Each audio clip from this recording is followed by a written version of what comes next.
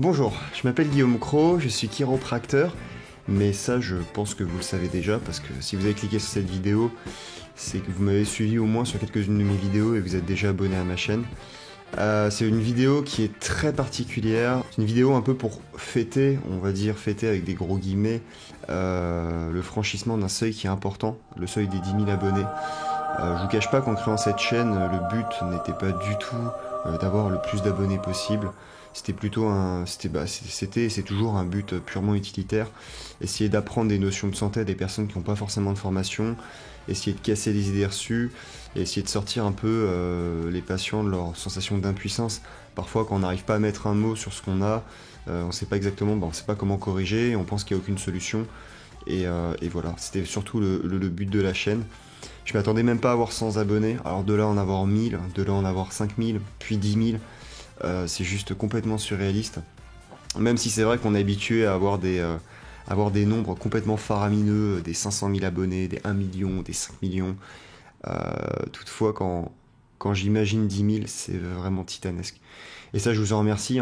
C'est d'ailleurs grâce à vos commentaires, grâce aux j'aime que vous mettez, aux abonnements, parce qu'il y en a beaucoup du coup qui s'abonnent. Dites-vous que c'est vraiment ces petites choses-là, ça fait un peu cliché, je sais qu'il y a beaucoup de youtubeurs qui demandent tout le temps de liker, etc., que ça leur fait plaisir, mais c'est le cas en fait. C'est vraiment le cas, c'est-à-dire que quand je me réveille le matin et que je vois que, je sais pas, en une nuit j'ai pris 50 abonnés, c'est pas du tout quelque chose d'anodin. Et en fait, je suis refait, c'est-à-dire que la journée que je passe derrière, je la commence mais avec un sourire, mais jusque-là comme un enfant de 5 ans. Du coup, pour marquer le coup, je vais faire la première FAQ de cette chaîne-là. Je suis pas super à l'aise avec les FAQ, vous l'aurez deviné, tout ce qui est peut-être vie privée et questions assez atypiques, en général je suis pas super à l'aise. Je vais toutefois jouer le jeu. J'ai remarqué les questions, j'ai regardé un peu vite fait les questions que vous m'aviez posées, et franchement, elles étaient pertinentes. Je m'attendais vraiment à des questions pas pertinentes, du type dis-moi, est-ce qu'il y a une madame la chirocro ou ce genre de choses. Et en fait, pas du tout. C'était des questions vraiment ciblées sur le travail, sur la chiropraxie, la santé en général, sur ma pratique professionnelle. Et je suis super contente de voir que j'ai une communauté, en tout cas un noyau dur de la communauté, qui est vraiment intéressé par le contenu que je mets et qui est pas là juste pour regarder des jeunes patients avoir du cracking. Ce que j'appelle du cracking vulgairement, parce qu'il y en a, c'est pas forcément pour l'aspect manipulation, c'est plutôt pour l'aspect juste ASMR, le bruit de craquement, etc. Ce que je comprends tout à fait. Dites-vous bien que quand bien même vous regardez ma chaîne juste pour entendre des petits bruits de craquement, etc., et que c'est ça, j'en sais rien, qui vous aide à dormir le soir, en tout cas, ça vous apporte quelque chose. Et du moment que ça vous apporte quelque chose, moi, ça me va. Voilà. Vous êtes prêts? Allez, on attaque.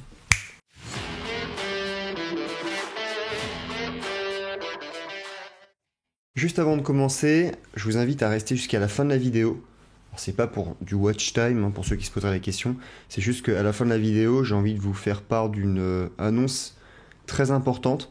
Enfin, en tout cas, pour moi, c'est très important, et j'imagine que pour vous, ça le sera aussi. Donc n'hésitez pas à rester jusqu'à la fin de la vidéo. Allez, on attaque. Première question de JujuXW9650. Salut, bravo pour les 10K. Déjà, merci beaucoup. Mes deux questions sont les suivantes. Comptes-tu te diversifier dans les types de vidéos que tu réalises et tenter de nouveaux formats? Réaction manipulation, session patient, vidéo explication. Si oui, quel type de vidéo souhaiterais-tu faire? Alors, très honnêtement, j'ai expérimenté pas mal de formats de vidéos. J'ai pas encore le projet de faire d'autres formats de vidéos. En fonction de l'annonce que je vous donnerai à la fin de la vidéo, il y a des grosses décisions qui vont être prises sur ma carrière professionnelle et qui impacteront directement mes vidéos. On va dire plutôt le décor des vidéos, mais je pense pas faire de nouveaux formats particuliers. Peut-être essayer de faire un peu plus de vidéos, un peu plus de contenu, parce que j'ai pas été très fréquent, on va dire, sur la chaîne ces derniers temps. Et vous comprendrez aussi à la fin pourquoi est-ce que j'étais pas si fréquent que ça. Mais en tout cas, pour l'instant, j'ai pas forcément d'autres formats. Peut-être que je vais m'inspirer d'autres youtubeurs, peut-être que j'aurai, je sais pas, une idée qui me traversera l'esprit. Deuxième question. Quelle est l'anecdote qui t'a le plus marqué, positif ou négatif, depuis que tu es chiropracteur? L'anecdote qui m'a le plus marqué. Qu'en fait, alors je sais pas si on peut parler d'anecdote, mais qu'en fait, la douleur, c'est vraiment quelque chose de subjectif. C'est-à-dire que j'ai des patients qui sont âgés, même très âgés, et il arrive parfois que le patient vienne et me dise, en fait, moi ce que je veux, c'est être capable de marcher plus de 500 mètres. Ils ont ce qu'on appelle un périmètre de marche. C'était l'histoire d'une petite mamie qui du coup en fait avait un périmètre de marche, c'est-à-dire que plus de, je sais pas, plus de 200, 300 mètres, c'était insupportable, elle pouvait pas marcher plus, elle avait des douleurs, une claudication neurologique, enfin neurogène, enfin c'était vraiment des douleurs insupportables. Et du coup, moi j'ai le biais entre guillemets et le raccourci de dire du coup, j'imagine que votre objectif c'est de ne plus avoir mal. Et elle m'a dit, ah non, non, non, non, non, non, non. Moi, je pars du principe que je suis vieille, c'est normal que j'ai mal. Bon, déjà là-dessus, je suis moyennement d'accord. Mais bon, le but, c'est toujours de demander le but du patient. Pourquoi est-ce qu'il vient consulter? Elle me dit, ce que je veux, c'est juste être capable de faire 500 mètres d'affilée, sans être obligé de m'arrêter, pour pouvoir aller chercher ma petite fille à l'école. Archi trop mignon. Et du coup, bah, j'ai calé en fait, mon plan de traitement sur cet objectif-là. Donc au début, c'était 200 mètres, puis 250, puis 300. Et puis à un moment donné, elle revient en consultation. On était aux alentours de la 4-5e consultation. Ça prend un peu plus de temps avec les personnes un peu plus âgées. Et elle me dit, toute fière, eh ben vous savez quoi? Je suis allé chercher ma petite fille. Elle était super contente, elle avait limite les larmes aux yeux quand j'ai dit ça. Et quand elle est revenue, elle dit, quand je suis revenu de l'école avec ma petite fille, je suis même passé à aller acheter du pain, je lui ai donné le quignon de pain, enfin vraiment elle m'a raconté une anecdote qui était archi touchante. Et pourtant, enfin c'est pas le genre de truc qui m'émeut, tu vois, quand je regarde un film. Mais là pour le coup, c'est la vie réelle et te dire que grâce à toi, cette personne, elle a pu aller chercher sa petite fille. Et c'était pas juste une question de douleur, c'était vraiment une incapacité physique en fait. Et c'est fou de se dire que parfois, les patients, c'est pas tant la douleur en fait qui les gêne, c'est juste le fait de dépendre de quelqu'un. Ce qui peut-être est pire que la douleur, c'est le fait de pas être autonome en fait. Et c'est fou la différence d'objectifs que peuvent avoir les patients. En tout cas, c'est l'une des choses qui m'a vraiment le plus marqué. Voilà. Alors, on passe sur une autre question de Luc du 318. Bonjour Guillaume, félicitations pour des 10K abonnés. Merci champion. J'ai une question sur ton activité YouTube et la seconde sur la chiro. Tu choisis celle qui t'arrange. Je vais faire les deux. Hein. Qu'est-ce qui t'a donné envie de faire des vidéos autour de ton activité de chiropracteur? Plusieurs choses. Déjà, la chiropraxie, c'est peu connu en France. Du coup, le peu de chiro qu'on connaît, entre guillemets, sur les réseaux, c'est tout ce qu'il y a aux États-Unis. Vous avez déjà eu mon ressenti sur les vidéos de réaction, hein, c'est un avis qui est plus que mitigé, hein, mais je suis sûr qu'il y a de la qualité, hein, je suis juste pas encore tombé dessus. Et aussi du coup former les patients en fait, j'entends trop souvent des erreurs de diagnostic, des mauvais réflexes par exemple, je sais pas, j'ai telle douleur articulaire, je vais mettre du chaud pendant 3 plombs, mais la patiente elle revient ou le patient revient avec une articulation complètement inflammée, ou je sais pas, une patiente qui a des décharges électriques dans le bras qui se dit qu'avec du baume du tigre ça va être complètement suffisant et ça va le faire. Et finalement pareil, ça entraîne un retard de prise en charge et j'ai vraiment envie de casser ces fausses idées reçues parce que sur internet c'est magique, on trouve plein d'informations, mais on trouve surtout du grand n'importe quoi en fait. Et voilà, moi ça m'est arrivé quand j'étais plus jeune et que j'avais pas de formation médicale, j'avais un simple mal de tête, j'ai regardé sur internet, ils m'ont dit que j'en avais pour moins de 3 mois hein, et qu'après j'allais canner. Hein. Donc voilà. Et aussi parce que j'aime bien faire des vidéos. Hein. J'ai une chaîne de piano sur YouTube. Alors peut-être que vous la trouverez si vous cherchez. En fait, il y a marqué Cro Guillaume tout en bas en filigrane, en bas des vidéos. Donc peut-être que vous allez la trouver. Ensuite, quelles sont les principales douleurs, blessures qui te valent le plus de consultations? Alors, moi, mes blessures ou les blessures de mes patients. D'ailleurs, c'est même plus ou moins les mêmes. Hein. Les principales douleurs...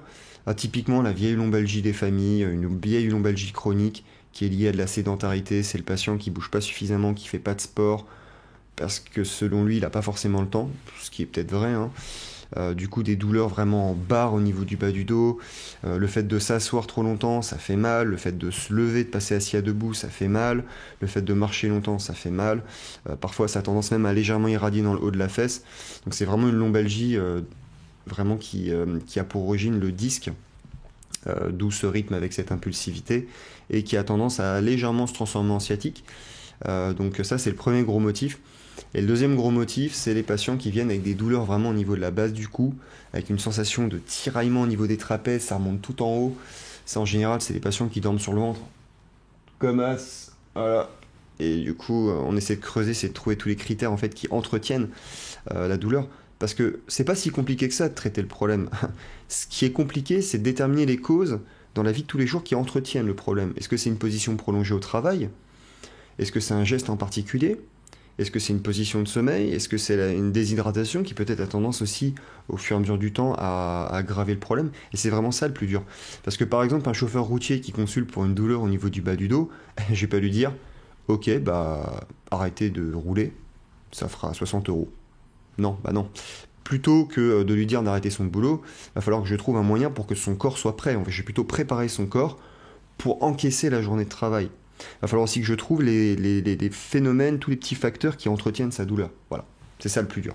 Et on passe sur une question de Robert Valéry, 9313. C'est pas la première fois que je vois ton nom, à mon avis, ça fait un certain temps que tu es abonné. Merci. Félicitations pour tes 10K abonnés. Ça me fait super plaisir, ça me touche vraiment droit au cœur. Ça fait plaisir de voir une chaîne de chiro francophone. Et oui, c'est rare. Après, en France, c'est le pays un peu de la critique facile, donc c'est toujours très risqué de créer du contenu sur Internet. Merci beaucoup. Question, vas-tu enfin te mettre à filmer des vidéos barbershop? Ça, c'est le troll, sympa. Non, je ferai pas de vidéo barbershop.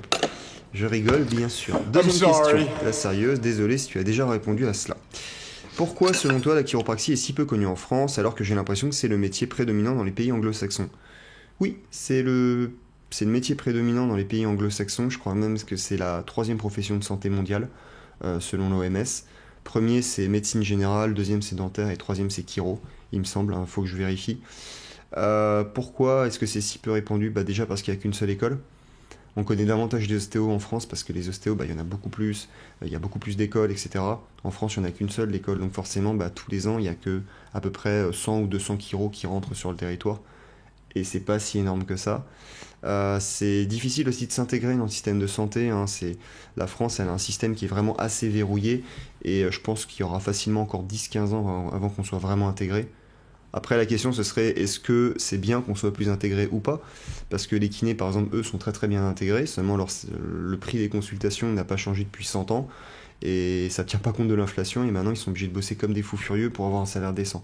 Donc est-ce que ça vaut vraiment la peine du coup de rentrer dans le système de santé? Même les médecins, maintenant, ils essaient d'augmenter leurs honoraires. Je sais pas, mais en tout cas, c'est déjà bien reconnu, c'est juste que c'est peu connu. Attention. Salut Guillaume, existe-t-il des manipulations sans risque pouvant être exécutées sur les patients, alors j'arrive pas à articuler, par les patients, sur eux-mêmes ou des proches pour corriger ou juste diagnostiquer un léger problème articulaire?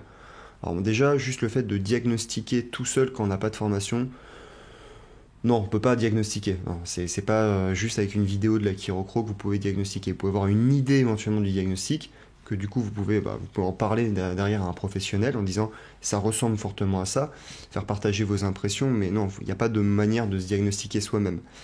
Sauf en consultant un professionnel de santé, un médecin, un chiropracteur. Existe-t-il des manipulations sans risque? Manipulation, si tu parles en me disant manipulation, un mouvement rapide, non, ça n'existe pas. Même moi, je peux pas me manipuler tout seul. Et je vous avoue que ça m'arrangerait bien si c'était possible, mais c'est pas possible. Par contre, faire des mobilisations, voilà, essayer de chercher la fin d'amplitude, essayer de faire des étirements, là, j'ai fait pas mal de vidéos sur le sujet, aucun problème. Mais non, on joue pas, on n'essaie pas de faire de la magie en dehors de Poudlard quand on n'est pas sorti de Poudlard. Du coup, salut Guillaume, quel est ton avis sur les tables d'invention pour la décompression vertébrale? Le sujet est-il abordé lors des études de chiro? Très peu de professionnels de santé en parlent. Est-ce un outil intéressant, inutile ou dangereux pour traiter une hernie discale? Merci. Alors encore une fois, pour rejoindre certaines vidéos de Major Mouvement, c'est pas parce qu'il y a une hernie discale qu'il y a forcément une douleur. L'hernie discale augmente les chances d'avoir une douleur et une symptomatologie. Ensuite, oui, bien sûr, c'est des tables Cox en fait. On appelle ça des tables Cox, c'est des tables en fait où la partie inférieure de la table va légèrement s'abaisser et ça va venir légèrement tracter. On va réussir à entraîner une décompression sur un segment précis, par exemple entre L1 ou L2 ou entre L5 et S1. Et du coup, ça diminue un petit peu la pression qui s'exerce sur le disque et ça fonctionne redoutablement bien. Après, on est sur des plans de traitement qui sont beaucoup plus longs. On parle de 10 à 15 consultations. Ouais, quand même, de 8 à 12 consultations, ça fonctionne très très bien. Ça fonctionne aussi sur tous les patients qui ont des canals lombaires étroits. On essaie d'agrandir un peu le canal lombaire, où là on va faire un peu vraiment de la flexion. C'est les tables qu'on appelle flexion-distraction. Donc oui, ça fonctionne très bien. Mais c'est des tables qui coûtent excessivement cher et pour l'instant je n'ai pas encore les moyens et j'ai pas suffisamment de patients pour justifier en tout cas de ce type de matériel. Et ensuite, une question de Sophiantis 8231. Salut Guillaume, j'aimerais savoir ce que tu ressens lorsque tu touches un trigger point ou une tension dans le dos d'un patient. Des fois on arrive difficilement à trouver les endroits qui nous font mal au dos, même si on a localisé la zone, on tombe rarement sur le fameux point de douleur, alors que vous les chiro, vous arrivez directement à trouver ce fameux point grâce au toucher. Merci pour ta réponse et bon courage pour la suite. Merci beaucoup déjà. Comment est-ce qu'on arrive à trouver le fameux point? On dira que c'est le point T. Alors plusieurs choses déjà en fait. Chez les patients, c'est plus ou moins au même endroit, hein, les trigger points. Hein, il y a des cartographies des trigger points. Après, c'est sûr que chaque patient va être légèrement différent. Donc le point sera peut-être un demi-centimètre au-dessus, un demi-centimètre au-dessous. Mais après aussi, ce qu'il faut comprendre, c'est que quand on rentre en étude de chiro, les profs ont tendance à nous dire qu'on a des moufles au bout des doigts et qu'on sent rien. Alors pourtant, on dit non, j'ai développé ma sensibilité au niveau des doigts, etc. Bah non, en vérité, ça se développe. C'est-à-dire qu'au début, tu sens juste de la peau. Puis au fur et à mesure des années, au fur et à mesure de l'entraînement, tu commences à sentir vraiment les muscles, les tendons, les tensions musculaires, les articulations. Enfin, je veux dire vraiment, et du coup, tu arrives à un moment donné à apprécier finalement l'élasticité du muscle sous ton doigt. Et il y a vraiment des zones où tu sens vraiment que le muscle est en position raccourcie. Et en fait, c'est vraiment ce qu'on appelle un trigger point. Et du coup, tu sais très très bien que quand tu vas appuyer sur cet endroit-là, ça va potentiellement déclencher une douleur myofaciale, enfin en tout cas une douleur musculaire que le patient a. Voilà. Mais ça se travaille, hein, ça se travaille. Il n'y a pas de secret. Hein. Ça pour le coup, c'est aussi pour ça que même si tu connais la théorie, pour le mettre en pratique, ça demande vraiment beaucoup beaucoup d'entraînement. Bonjour et félicitations pour tes 10 000. Alors là, c'est de Sparky 6060. Félicitations pour les 10 000. Encore une fois, merci. Ma question serait, est-ce que vous n'avez pas mal vous-même ou déclenché des douleurs à terme au vu des positions et manipulations, bien qu'elles soient spécifiques et faites pour éviter ces douleurs? Mais au vu du nombre de praticiens qu'il y a sur la toile, tous n'ont pas les mêmes méthodes comme certains, utilisent des petits sièges ou d'autres préfèrent travailler plus bas sur leurs patients, etc. Merci à vous pour les vidéos et leur utilité. Merci champion. Je pense que tu me parles d'ergonomie de travail. Oui, je n'optimise pas l'ergonomie de travail, clairement pas. Pour tout ce qui est cervical, j'essaie de le faire assis sur un petit pouf. Et c'est tellement mieux. Par contre, pour tout ce qui est manipulation thoracique, lombaire, etc., c'est sûr que je pourrais investir dans une table électrique qui se soulève et qui descend. Et actuellement, c'est pas le cas. Encore une fois, hein, tant que je ne me serais pas installé dans le cabinet où j'ai vraiment envie de créer mon projet à long terme, j'ai pas acheté ce type de table aussi évolué. Actuellement, ma table elle est vraiment très très basse. Pour les patients qui sont en surpoids ou en gros surpoids, c'est pratique parce que du coup, la table est suffisamment basse. Après, bon, c'est pas super efficace. Ça m'arrive d'avoir des douleurs au niveau du bas du dos, d'avoir des douleurs au niveau des trapèzes. Hein. En fait, à peu près la même chose qu'ont mes patients. Après, le tout, c'est que chaque matin, je fais une petite routine d'étirement, je me mobilise, et heureusement que je fais ça, parce que sinon, je serais cassé en 1000 morceaux. Hein, il n'y a pas de secret, hein, de toute façon. Heureusement que je fais des étirements et que j'ai ma petite routine. Alors, une question par, accrochez-vous, par user. On va faire plus simple. Hello Guillaume, on a déjà dû te poser cette question des dizaines de fois, mais quelles études faut-il faire pour être chiro et qu'est-ce qui les différencie de celle d'un ostéo? Alors là c'est un sujet alerte, je ne cherche pas à me faire lyncher. Je suis pas ostéopathe, donc je vais pas pouvoir te dire ce qui les différencie des études de chiro. Il aurait fallu que je fasse et chiro et ostéo et j'aurais bac plus 10, ce qui n'est pas le cas. Donc je sais pas la différence avec l'ostéo. Par contre, quelles études faut-il faire pour faire chiro? En fait, il n'y a qu'une seule école en France, ça s'appelle l'IFEC. Institut franco-européen de chiropraxie. En général, c'est admission post-bac. Il y a toujours des exceptions. Admission post-bac. Il me semble que tu as un petit test de culture G, enfin un petit examen d'entrée, suivi d'un entretien motivationnel. En fait, à l'IFEC, le plus difficile, je pense, ça va être la sélection au fur et à mesure des années. Parce que c'est vraiment des années qui sont très très denses, et il y en a beaucoup qui se découragent au fur et à mesure des années, et tu pars d'une promo de 120, ou à la fin, tu es sur une promo de 80, il me semble. Donc c'est... Voilà. Mais n'hésite pas à te renseigner auprès de l'IFEC ou à m'envoyer d'autres questions en privé et je me ferai un plaisir de t'y répondre. Alors, question de Toukisfu19. Je suis bourré. Est-ce que les ajustements peuvent améliorer la circulation du sang? Il n'y a pas d'études qui prouvent que ça améliore la circulation du sang. Toutefois, on sait que les migraines, il y a certaines migraines qui sont causées effectivement par une cause vasculaire. C'est le fait que des artères au niveau du cerveau font ce qu'on appelle une vasoconstriction, elles diminuent leur calibre, et d'un seul coup, elles réaugmentent leur calibre avec une vasodilatation, et c'est pour ça qu'on sent le sang qui fait qui pulse.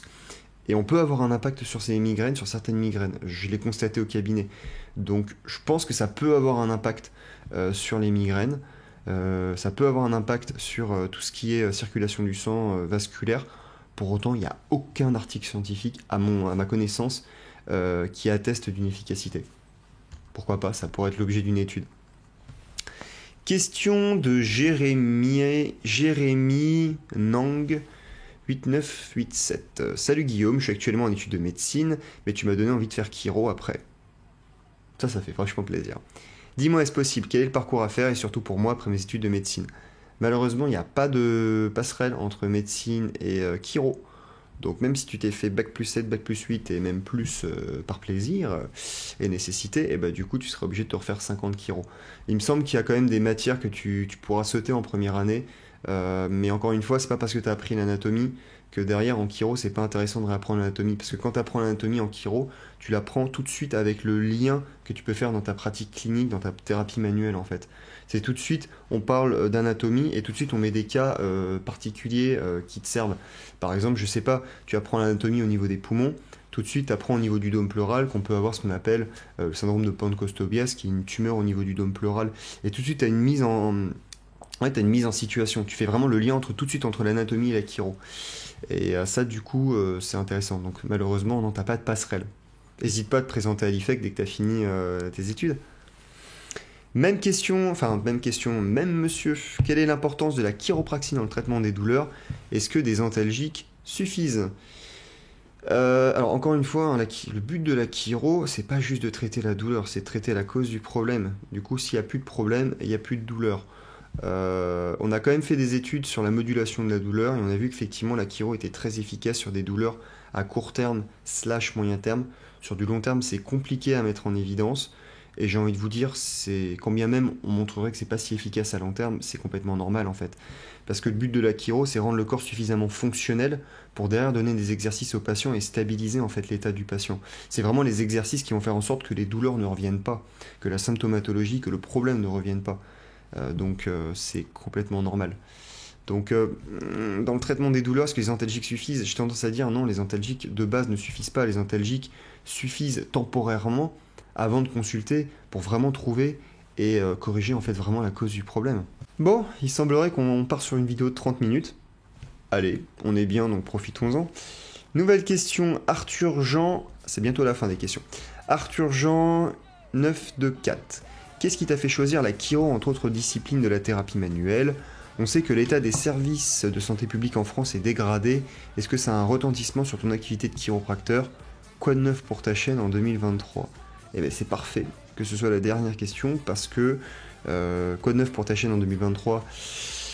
Je vais vous parler d'un petit truc juste après, le fameux truc que je devais vous expliquer.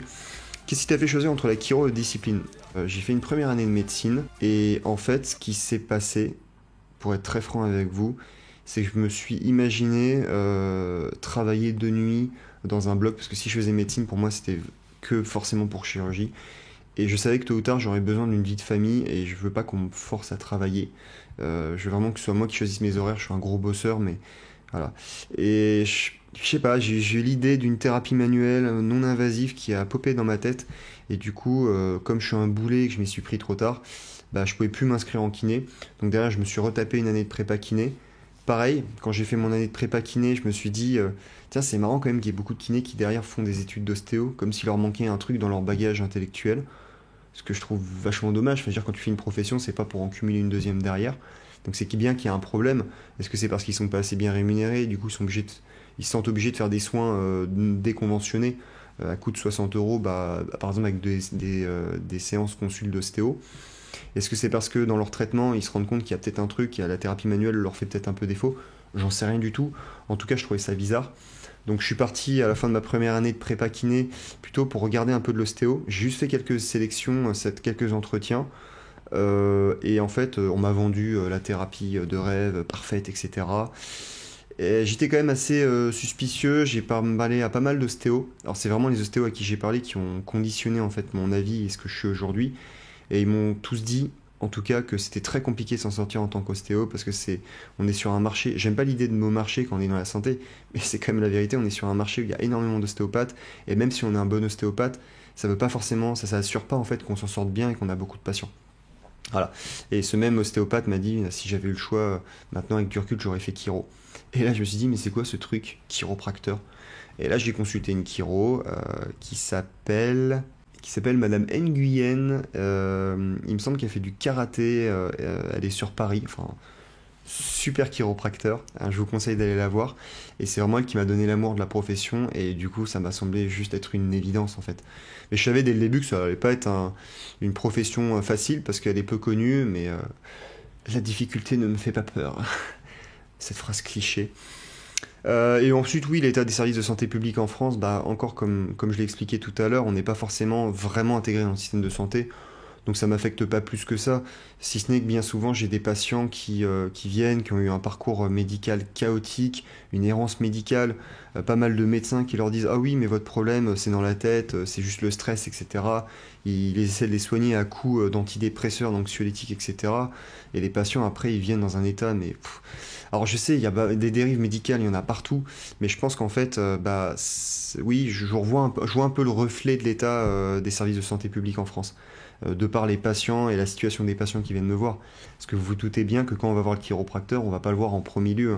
On se fait déjà toute l'étape médecine générale, kiné, etc. Et quand on a tout essayé, l'ostéopathe, on vient voir le chiropracteur. Et après, le chiropracteur, c'est Madame Irma dans sa caravane qui prédit l'avenir avec des cartes, etc. Hein, donc c'est un peu le dernier recours. Par contre, si on arrive à soigner le patient via la chiro, le patient, la prochaine fois, il ne se refera pas forcément tout le circuit. Et ça, c'est bien. Et la dernière question du champion français Antla 31, apéro. Apéro. Bon après là j'enregistre la vidéo, il est 10h40, hein, donc jamais l'apéro avant midi. À consommer avec modération, hein, tout ça, tout ça. Du coup, on arrive à la fin de la vidéo. Donc déjà, encore une fois, je voulais vraiment vous remercier. Hein, c'est grâce à vous que je continue, que je trouve l'énergie, que je trouve le temps, que je me trouve du coup du temps pour faire ces vidéos-là. Je compte pas du tout m'arrêter, j'ai vraiment envie de continuer, même si ces derniers temps, j'ai pas eu beaucoup de temps pour moi. Et je vais vous dire pourquoi. Alors, on va pas passer par quatre chemins. D'ici avril-mai, je quitte la France. Je quitte la France métropolitaine, si vous voyez ce que je veux dire. Pour un faisceau de raisons, en fait, il y a des choses que je savais déjà depuis un certain temps, que la chiro c'était compliqué en France, c'était peu connu en tout cas, et je sais que dans d'autres pays, c'est pas du tout le cas, on est vraiment intégré dans le système de santé. Dites-vous qu'en France, on n'a pas le titre de docteur, on est juste chiropracteur, mais avec le diplôme qu'on a dans les autres pays, on est doctor of chiropractic, on est docteur, on est beaucoup plus installé dans le système de santé. On peut limite prescrire des imageries médicales, ou même si c'est pas le cas, il suffit qu'on fasse un petit papier et tout de suite on a une imagerie, on l'a dans l'heure ou les 2 heures qui suivent. En fait, il y a vraiment une réactivité, il y a une médecine à une seule vitesse quelque part dans d'autres pays. Et je vous avoue que je sais que je suis jeune et j'ai envie de tester la chiro dans un pays où c'est vraiment complètement implanté. Je continuerai bien sûr de faire la chaîne et de produire des vidéos, et ne vous inquiétez pas que je vais en faire un paquet de vidéos, c'est prévu, mais j'ai vraiment envie d'essayer d'expérimenter ça dans un autre pays. Je me suis rendu compte aussi que, alors encore une fois, hein, c'est un avis qui est peut-être assez pessimiste, et ça fait une petite note triste pour cette fin de vidéo, et je ferai une vidéo à part entière sur ce qui m'a poussé à partir dans d'autres pays, enfin dans un autre pays, mais dites-vous que en France, quand quelqu'un s'en sort bien, l'une des réactions les plus fréquentes, ça va être de vouloir le couler. Quand on voit une belle voiture dans la rue, en France, typiquement, on va avoir envie de lui rayer sa caisse, plutôt que de lui demander quel boulot il fait pour essayer de faire comme lui. Et malheureusement, cette chose-là, je l'ai remarqué aussi dans certaines professions de santé. Régulièrement, je me fais démonter par des kinés, par des ostéos, en commentaire, qui sont tout de suite ban, en fait, qui sont un peu shadow ban, et du style, ouais, votre profession, elle n'est pas du tout prouvée par la science, pas du tout evidence-based. Dixit le kiné qui met juste une poche de chaude, des électrodes et qui prend 5 patients en même temps. Même si je dis pas que c'est pas pour une bonne raison, hein. C'est parce qu'ils sont payés au lance-pierre qu'ils n'ont pas le choix en fait pour vivre correctement. Et je comprends parfaitement et qu'ils pourraient très bien avoir une prise en charge beaucoup plus adéquate s'ils étaient payés pour leur vraie valeur en fait et pour leur nombre d'années d'études. Mais en tout cas, voilà, je veux dire, tout est critiquable et plutôt que se tenir la main et je veux dire, travailler dans une notion de pluridisciplinarité pour finalement le bien du patient, ce qui est quand même notre objectif avant tout, bah finalement se tire dessus et je trouve ça dommage. Pas mal de personnes qui me disent ouais, tu te sens pas en concurrence avec les ostéopathes. Non, on fait pas le même métier. On va intervenir sur plutôt plus ou moins les mêmes champs de compétences, mais on fait pas le même métier en fait. Moi j'ai des patients que je réfère aux ostéopathes. Eux ne me réfèrent pas de patients, pas encore en tout cas, mais je perds pas espoir. Mais pour moi, c'est chacun va apporter quelque chose de différent au patient. On va aborder un problème sous un angle différent. Et si le patient il est très heureux avec de l'ostéopathie, qui va 1000 fois mieux que l'ostéo, et bah, qu'il reste en ostéo. C'est tout, il n'y a pas de guéguerre. Pour moi, il y a assez de patients pour tout le monde et voilà. Et du coup, j'ai eu une sorte de. Je me suis rendu compte que j'étais dans une sorte de bulle où on avait plutôt tendance à vouloir me tirer dessus. Ça, c'est l'une des raisons. Il n'y a aussi pas d'ordre en chiropraxie en France, donc dès qu'il y en a un qui fait des techniques qui sont pas forcément prouvées par la santé, pas forcément dans les décrets, des techniques un peu énergétiques, etc., bah, derrière ça donne un double discours. C'est-à-dire que le patient, s'il commence à découvrir la chiropraxie avec ce chiropracteur-là, il va se dire mais c'est quoi ce truc-là? C'est complètement éclaté au sol. Et alors que, bah ouais, c'est pas normalement le champ de compétences, tout ce qui est technique émotionnelle, pareil. Nous, on agit vraiment sur tout ce qui est bio en fait. C'est vraiment les troubles neuromusculo-squelettiques de l'appareil locomoteur. On va pas interroger des pieds en disant donne-moi un oui, donne-moi un non. Ta douleur à la côte, c'est dû à un problème que tu as avec ton père. Enfin, j'exagère à mort. Je suis très orienté dans ma vision, mais pour moi, c'est ça. Et ces chiropracteurs-là, bah, pour moi, ils devraient peut-être changer de pays ou alors ne plus exercer en France sous le nom de chiropracteur. Voilà. Et le problème, c'est que j'avais des projets pour faire des vidéos avec des gros youtubeurs, notamment de santé, et on m'a expliqué que bah, ils connaissaient mes vidéos, ils trouvaient que c'était de la qualité et ça m'a vraiment fait plaisir. Mais le truc, c'est que faire une vidéo avec moi, ça voudrait dire que publiquement, ils prennent position vis-à-vis de la chiro et qu'ils disent que c'est vraiment quelque chose de bien, que c'est reproductible et qu'ils peuvent envoyer les patients les yeux fermés chez les chiropracteurs. Et malheureusement, aujourd'hui, c'est pas forcément le cas. Parce qu'il y a des chiropracteurs qui font des techniques qui sont pas du tout prouvées par la science, qui sont pas du tout en accord avec les décrets. Et tant qu'il n'y a pas d'ordre pour sanctionner, bah ce sera comme ça. Et c'est vrai que ça me saoule parce qu'en général, c'est ces chiropracteurs-là qui ont tendance à me tailler et à vouloir me descendre. Et voilà. Après, voilà, je suis qu'un seul chiropracteur dans la France. J'ai un avis qui est peut-être est complètement tronqué. Peut-être que je me suis monté le bourrichon. En tout cas, il y a eu une accumulation de facteurs qui ont fait que j'en peux juste plus en fait. Et du coup, j'ai vraiment envie de changer de pays. Il y a deux possibilités. Soit je vais travailler dans un autre pays, dans une clinique, où ils ont vraiment une grosse clinique. Et là, pour le coup, il n'y a pas de problème pour avoir des patients. Il n'y a pas du tout cet aspect démarche de communication, aller dans la rue, faire tous les clubs de sport. Dites-moi, connaissez-vous la chiropraxie et les témoins de Jéhovah? J'exagère un peu, mais voilà, c'est des pays où c'est vraiment intégré et ce sera beaucoup plus simple. Ça nous permettra de voir un peu à quoi ça ressemble la chiro dans les autres pays où c'est vraiment bien implanté. Ou alors, je vais pas là, et du coup, je pars vraiment dans un autre endroit, et là, je commence vraiment mon vrai projet professionnel où ce sera mon cabinet, et derrière, éventuellement, d'ici quelques années, peut-être créer une clinique. Ça, je vous ai jamais parlé de mon projet final, mais c'est le cas, et ce sera l'objet peut-être de futures vidéos. Voilà, je ferai une vidéo prochainement hein, sur pourquoi est-ce que je quitte la France, je rentrerai un peu plus dans le détail, la France métropolitaine, encore une fois. N'hésitez pas à poser d'autres questions en commentaire, à réagir, à me dire effectivement vos réactions, ce que vous ressentez après ce que je vous annonce, etc. Sachez que de toute façon je lis tous vos commentaires, j'essaye de répondre à tous, mais ça commence à devenir compliqué, surtout que il y a beaucoup de personnes qui s'attendent à ce que je pose un diagnostic, mais je ne peux pas poser de diagnostic juste sur quelques symptômes qu'on m'envoie par message. Je peux essayer de guider un peu de manière brouillon et de rediriger vers un chiro ou un autre médecin, mais ça s'arrête là. C'est pas une chaîne de consultation, c'est pas de la téléconsultation, surtout pour une profession manuelle. Non, c'est plutôt une chaîne où je donne des conseils. Donc voilà, c'était la Chirocro. Encore merci pour ces 10K abonnés. Peut-être un jour les 20 000 abonnés, on sait jamais. Et puis prenez soin de vous. Au revoir.